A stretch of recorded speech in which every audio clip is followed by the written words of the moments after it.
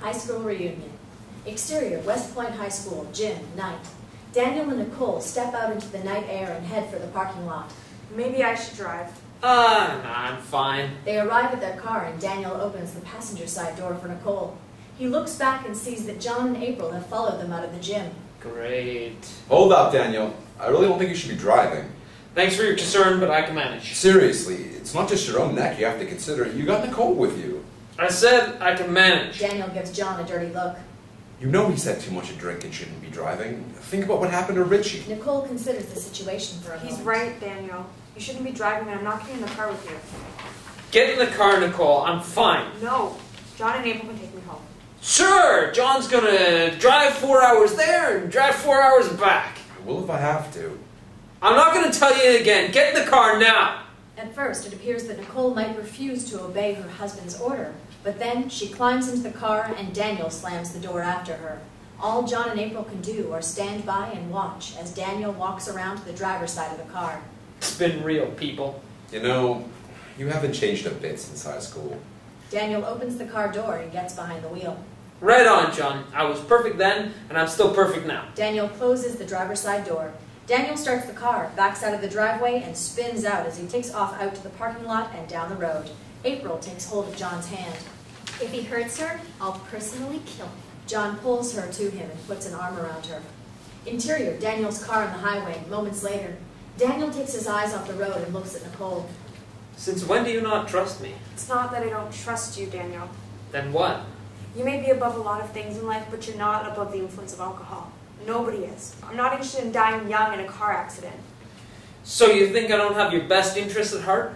If you did, you would want me in the car with you driving half loaded. Daniel turns to confront Nicole and for a moment loses control of the car. It's all over the road. A car coming in the opposite direction barely misses them. He regains control of the car and steps on the gas. Are you crazy? Man, some people. Daniel. No response. Daniel, that's enough. What are you trying to prove? Slow down. Daniel turns to face Nicole. Everything's under control. When are you going to learn to trust me? And veers over into the wrong lane. Daniel! Nicole's warning cry is too late. Their car slams head on into a pickup truck and rolls like a toy, clear off the road and into a gully. Fade to black. Fade in. Exterior, scene of the accident. Night. From Daniel's point of view, hanging out the driver's side window, the scene slowly fades in as he regains consciousness. Daniel quickly finds that he's stuck in a smashed-up car. Groaning in pain, he tries to free himself, but with no success. Then it hits him. Where's Nicole? Through his pain, he calls out for her. Nicole! No response. He strains to look back in the car, but doesn't see any sign of her. Nicole! For God's sake, answer me! He tries again to free himself, slowly and painfully pulling himself the rest of the way out of the car and falling to the ground. He cries out in pain as he hits the ground. Nicole! Please, where are you? He rolls over, looks to his right, and sees Nicole's limp body in an unnatural position on the ground a short distance away.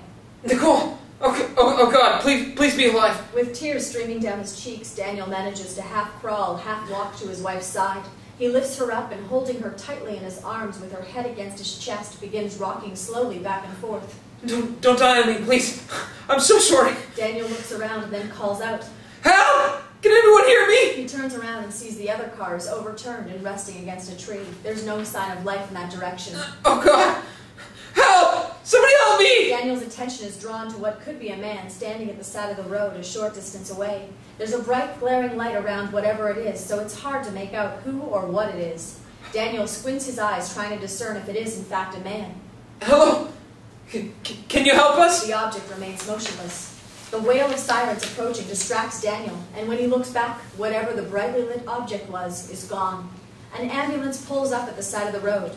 2 EMTs rush out of the ambulance. One runs to Daniel and Nicole's side, the other 2 to the second car. The first EMT kneels down and takes a quick look at Nicole. She's not breathing. She needs immediate attention. The EMT removes Daniel's arm from around Nicole's body. You have to save her. Please, just save her. Another siren and a second ambulance arrives on the scene. The newly arrived EMTs exit their vehicle. EMT 1 calls out to them. I need a backboard and a respirator. The newly arrived EMTs tend to Nicole. EMT 1 turns his attention to Daniel. Where do you hurt? My heart. The EMT can't hear him. More than ever before.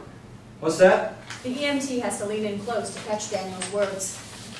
There was a man and he was glowing. I've seen him before. I don't know. I'll see him again very soon. Daniel's eyes close. Interior, West Point Memorial Hospital. Daniel's room. Day. Daniel, lying very still in bed, stares at the ceiling. A knock on the door, and without waiting for a response, Police Detective Robert Patterson enters. He sees that Daniel appears to be in a daze. Mr. Spencer? No response. He moves a little closer to the bed. Daniel Spencer? Daniel snaps out of it and becomes aware of Patterson's presence. Who? My name is Patterson. Detective Patterson. Daniel looks the visitor over. Are you a police officer? Yes, Daniel, I'm with the West Point Police Department. I'd like a few words with you. You feel up to answering a couple of questions? Yes, sir, I guess so. Well, let's get started. He approaches the bed. Mind if I sit down? A why not shrug from Daniel. Patterson sits down in a straight-back chair parked close to the bed. I hate to get right to the point, Daniel, but I need to know exactly what happened last night. Okay. Had you been drinking or using any other mind-altering substances prior to the accident? Wow. Yeah, you really do get to the point. It's important to be clear you of any wrongdoing as quickly as possible to eliminate you as a suspect. A suspect? Suspect of...